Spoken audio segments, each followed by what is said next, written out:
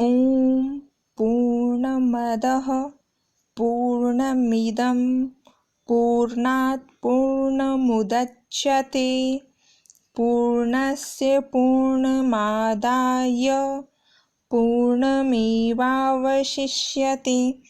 Online शिक्षणे सर्वेषां स्वागतम्।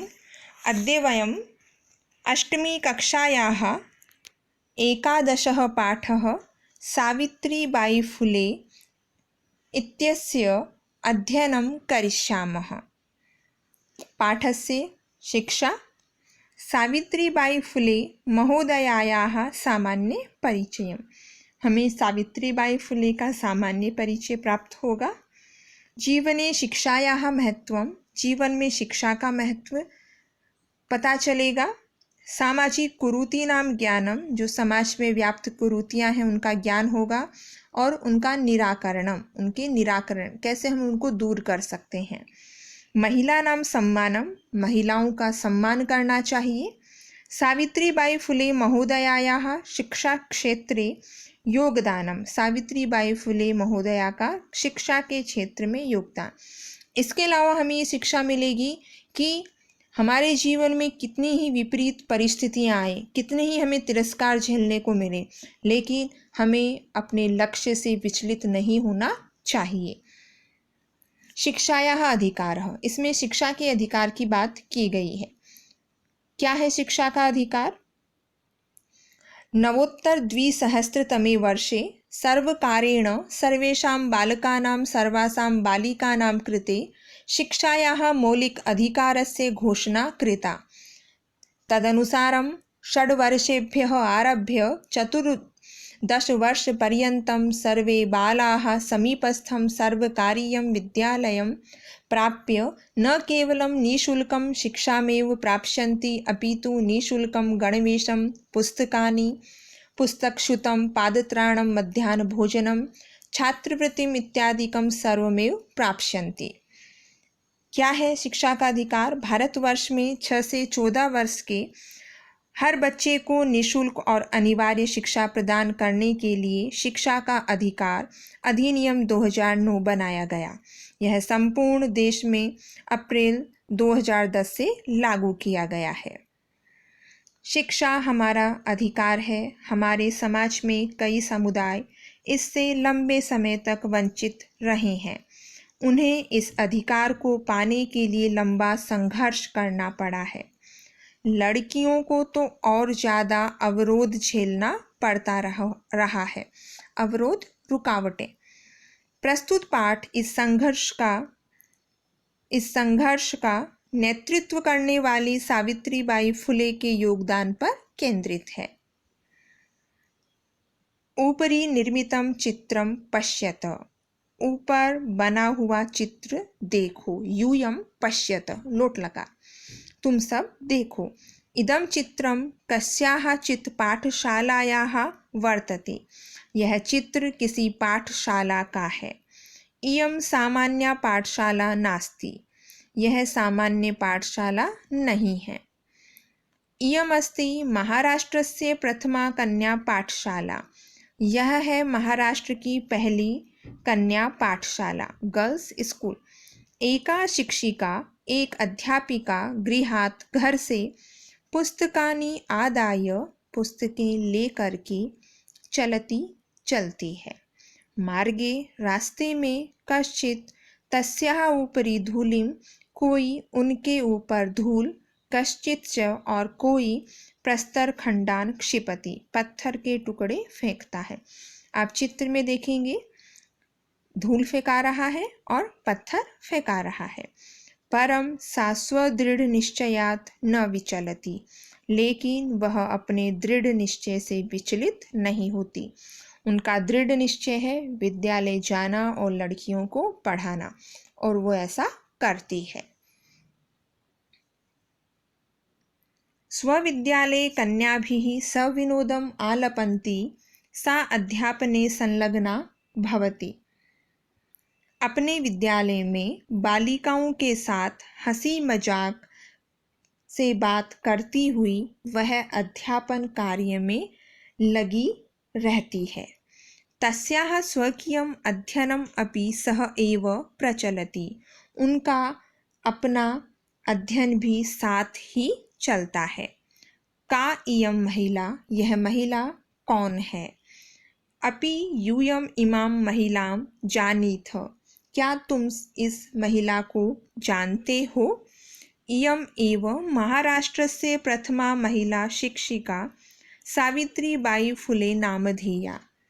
यही महाराष्ट्र की पहली महिला शिक्षिका सावित्रीबाई फुले हैं।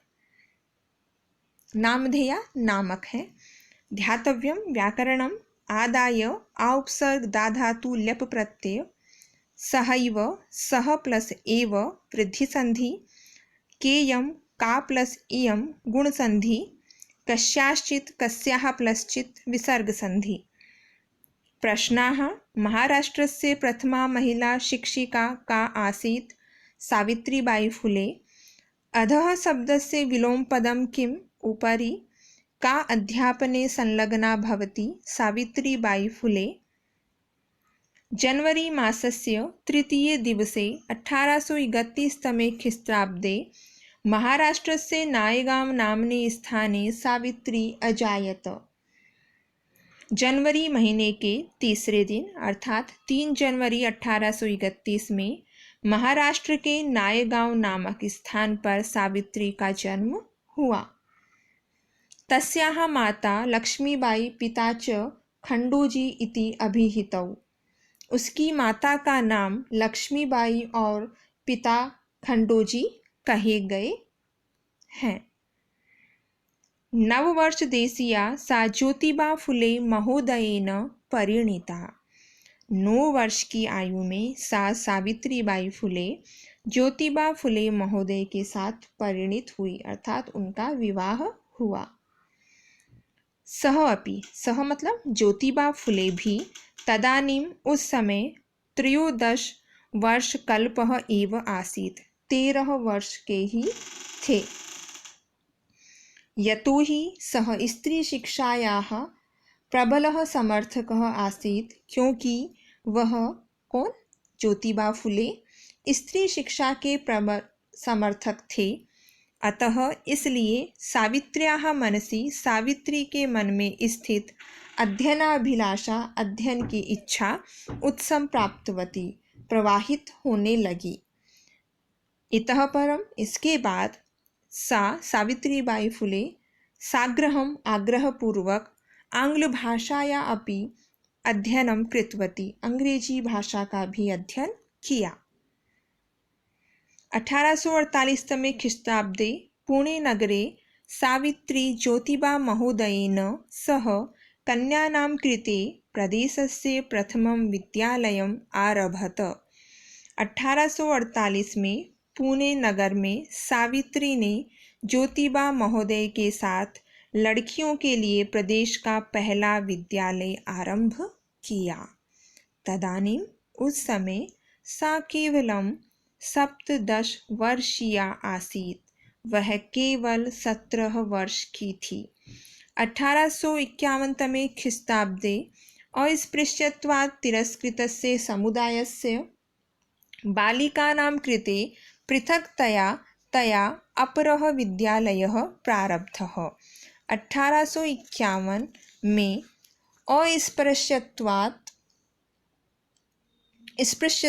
अस्पृश्यत्वात् छुआछूत के कारण तिरस्कृत समुदाय की बालिकाओं के लिए अलग से सावित्रीबाई फुले ने अलग विद्यालय आरंभ किया।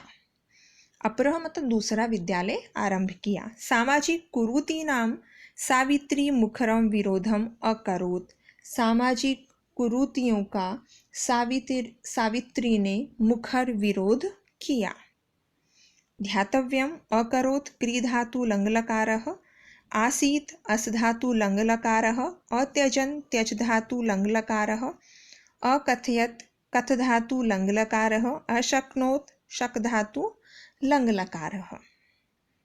प्रश्नाः। कस्य समुदायस्य बालिकानां कृते सावित्री अपरं विद्यालयं प्रारब्धवती? अस्पृश्यत्वात् तिरस्कृतस्य समुदायस्य बालिकानां कृते सावित्री अपरं विद्यालयं प्रारब्धवती।